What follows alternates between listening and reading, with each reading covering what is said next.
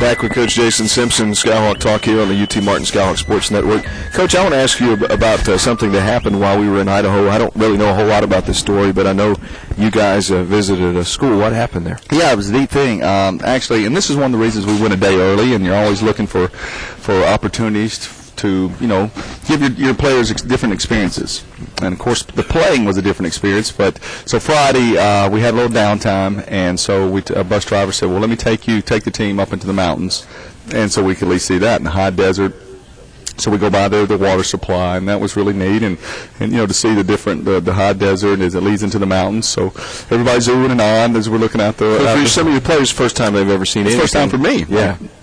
So so that was a treat in itself. So as we started making our way up into the mountains, he said, well, let me take you to Idaho City, and that is actually a gold claim town, okay, where they were paying for gold, and actually you could see it.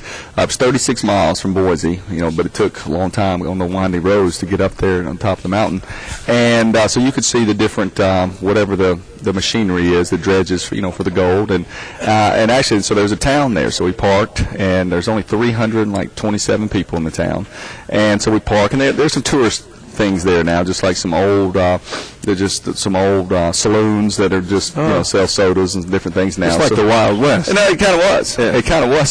So imagine this. So you park these two buses, and 68 football players and coaches get off, and then we had some of the fans that went with us, and we're walking through this town, kind of seeing things, and this school administrator sees us, stops on the coaches and said, who are you, and we explained why we were there, and she said, well, we would love for you guys to come. Our elementary school, or K through 12, was only 2 blocks away. She asked us if we would walk over there and speak to their team. Wow. And they had a football game that night, so all the players were in their jersey of the school, and they actually play 8-man football.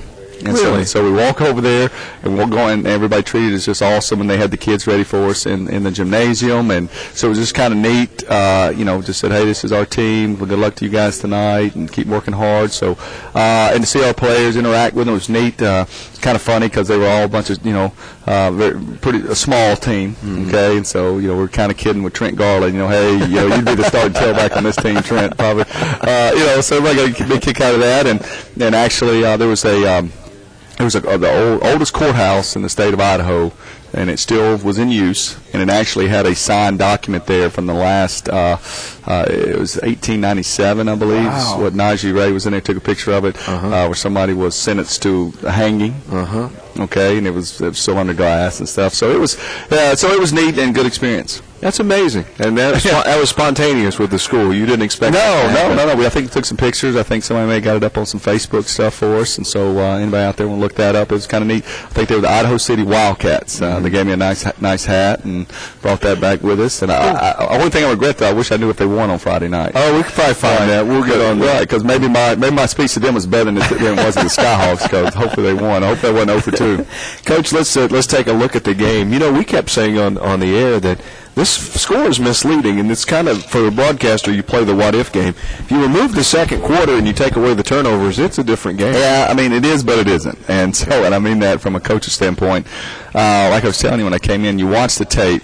The first thing you turn the tape on is you see, were we competing? Because you look at the score and you say, obviously didn't feel good about that.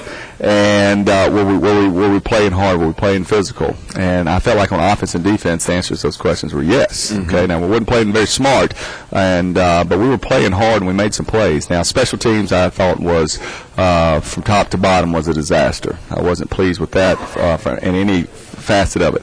Now, the kids that play on offense and defense, we put our starters on defense, and so I kind of made a mandate today. Guess what? If you continue to perform poor on special teams, you're not going to start on offense or defense anymore, because we're not good enough to overcome that lackluster play like we had on special teams this past week. And I'm referring to kickoff return. I mean, we didn't get a ball past the 30. We gave up a pooch punt on punt. Our kickers are kicking the ball well. We're not getting off blocks and tackling, and we're letting the guy get out. So we got to get better there. But so yes, were we able to compete? Yes. Were we playing hard? Yes. But then you just go look at a couple stats and you say, okay, and now I see why the score got so out of whack there. 6 turnovers. Yep. Plus the kickoff return you don't get. So that's 7 turnovers. Yep. Okay, so there's no way. There's mathematically not a way that you can win when you have 7 turnovers like that. That plus another 100-yard penalties. Now, the penalties, once again, a lot of them were 5 yards. I got one. I got to delay a game on the sideline. There was a call I didn't feel was right, and I got my $2 worth. But but that one's on me. But they're just silly things we said we were not going to do, things we emphasized that said control what you can control. We can control the penalties. We can control the turnovers. I mean, we threw 4 interceptions. Okay, one went off a receiver's hands. Another one was a post that I can live with those 2. Ball got tipped. Another one was a post.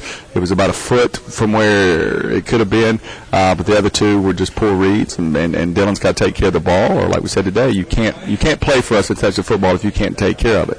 Now, with that being said, Dylan still did a lot of positive things with the ball in his hands, and led us to a 13-play drive and led us to a score. But we can't turn the ball over because you don't have to score 3 times for every 1 turnover that you have. Right. And we, obviously against that defense, we weren't going to do it. End of the first quarter, Coach, it's 14-7. You scored early on a Trent Garland 11-yard pass from Favre, and their crowd was quiet. Well, it was because we made some big plays on defense. Yeah, we had Tony Bell was amazing. Tony Bell played well, except on special teams. Okay. And we told him that today. You can't be the national linebacker player of the week and then not grade out plus on special teams. He's too good of a player, and I think Tony got the message, and I look for better play from him. And, the same way, Snoop, who was the Tennessee player of the week before, played outstanding on special teams, and so I'm real proud of him that it carried over. But, yeah, we were causing some problems that first quarter, and, we had some miscommunication. The crowd got us on the drive or 2 there in the first quarter, and we got the 3rd down. We didn't execute, coulda, woulda, shoulda, had a little bit more confidence. Skyhawks fall. Final score in the game was 63-14. Couple of other performances. DJ McNeil, 19 carries, almost got 100 yards again against a tough defense with 87 total yards. DJ's running hard, and we've never questioned about DJ. The thing I want to see DJ improve on is playing without the ball. I want him to block better. I want him to be more sound and secure on his assignments when he doesn't have the ball. But, DJ will give you all he's got with the ball in his hands. Jeremy Butler with 9 catches for 118 yards. But I say this, and I doubt he's listening, but I wish he is, because I tell him this every day. He's still not playing to his potential, but that's how much respect I have for his ability. And he's got to become a better route runner. My goal is for him is to, like Quentin Sims. To make it, not only on a practice squad, but to make an NFL team. And he's got to keep working and be a more polished route runner and not just continue to, sometimes him and Dylan start playing backyard football. And sometimes that's okay. Sometimes it happens. Sometimes you need that quarterback to extend the play. Sometimes you need that wide receiver to break off that route and find the dead area, catch the ball, and extend the drive. That's part of the game. But there's sometimes where the ball needs to be thrown on time and it needs to come out, and the receiver's got to be where he's supposed to be and run a crisp route, and we got to keep working on that. You said similar things about Quentin. I remember. And Quentin got it. Yep. Quentin was very smart, and he didn't make the same mistake over and over, and that's why he's a professional football player now. Najee Ray got a little playing time too. Where does he fit in on? That was good. There was a plan for that. Najee had some team violations the week before, and he didn't get to play against Chattanooga, and luckily we were able to win without, Najee gives us some spark on offense, and so he had a good week of practice, and we got him in, let him touch the ball, and if he has a good week of practice this week, you're going to see Najee more in the game because the guy can make plays, and I'm excited about his future here. Obviously, in the postgame, you were very disappointed, as were the players, but what are the positives you take away from this road trip and the game against Boise? Well, the positives are we got to spend a lot of time together. We did. Thursday on that plane, Friday on the plane. Those are positive, but we'll reach back on that. It may not be this week, but it may be 3 or 4 weeks down the road. There'll be another crisis we'll come through as a team, and we'll be able to push through that because of the different things we experienced together. So that was first and foremost. We did get that accomplished. The play in that environment. The game will slow down for us this week. Now, our opponent, and we'll talk about that in a minute, is outstanding. But being at home, being able to communicate a little bit better, being able to it's just another game under our belt that we're able to reach back to that experience when it comes to making adjustments during plays, on the sideline. Those are things that these players, like I said, even though they're experienced, even though they're juniors and seniors, there's still no Derek Carr, still no Quentin Sims, there's still no Jason McNair, Tevin Barksdale, there's Montori Hughes, the guys that were our cowbells last year. We're still developing those guys, and that's where the Tony Bells of the world's got to step in, and I'm seeing some of that. We will talk about Saturday's opponent in just a couple minutes, but Coach, I haven't gone back through your schedule since you've been here, but it's a tough start to a season. And you're looking at it as a good opportunity, but you're playing 3 very good teams to begin the season, and 2 of the first 3 were on the road. Well, and let me say this: I was pretty positive about it early. As a coach, you got to be. But now that we're 2 games into it, no, it's not. It's not good. It's not good for your football team, and not early. Now, if you can survive it and then get in your conference schedule, yes, then you've got then it was okay. But it's tough on you. It's tough on you mentally. It's tough on you physically. We don't need a schedule like this anymore, and that's something I'm gonna make sure that I work hard to not let that happen again. When you're out there on the field against a team like Boise, top 20 team, and all the tradition and the ability to recruit, I mean, they had players obviously from all over the country that were very good. Is there that big of a difference between their players and our players? In some spots, yes. In some spots, yes. They're the best in the country. In some spots, yes. Because it's just the length at times. It's a big difference there. And you watch and you say, well, but that guy only he's not run 4.4. He's not as fast as Najee. No, but he's 6'3". And sometimes you run 4.6 at 6'3". But Northern Illinois, I go back to them last year. They were not the biggest team in the, and look how many games they won in the Mountain West. Okay, but they were big in certain spots and stuff. We're never going to have the biggest team. We're always going to be undersized in some spots, and so just like against Memphis last year. Now Boise is, Memphis is not Boise at this point, so there was at some position, especially at the wideout. I don't know if you saw how big that wideout was next to Jordan Landry and Kevin Barfield. 6'4" on 5'7".